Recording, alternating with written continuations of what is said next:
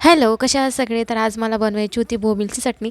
त्यासाठी मी इकडे घेतलेलं आहे बोंबील घ्यायची, त्याला व्यवस्थित चांगले कापून घ्यायचे. त्यानंतर आपल्याला इकडे भाजून घ्यायचे आहेत.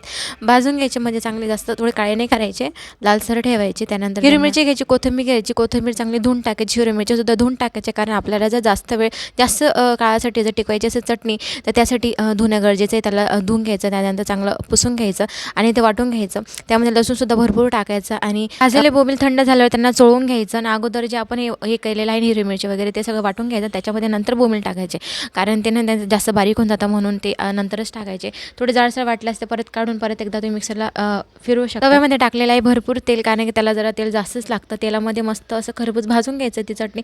अप्रतिम लागते खरंच. तुम्ही एकदा तरी ट्राय करून बघा, तुम्हाला एवढी आवडेल ना. त्यानंतर बाजरीच्या भाकरीबरोबर जर तुम्ही सर्व करणार तर तुम्हाला सांगते, गॅरंटी देते, ज्याला आवडत नसेल ना बोंबील तो सुद्धा आवडीने खाईल. त्यामुळे नक्की ट्राय करा आणि आवडली असेल रेसिपी तर सबस्क्राईब करायला विसरू नका. भेटू उद्याच्या व्लॉगमध्ये. तोपर्यंत बाय.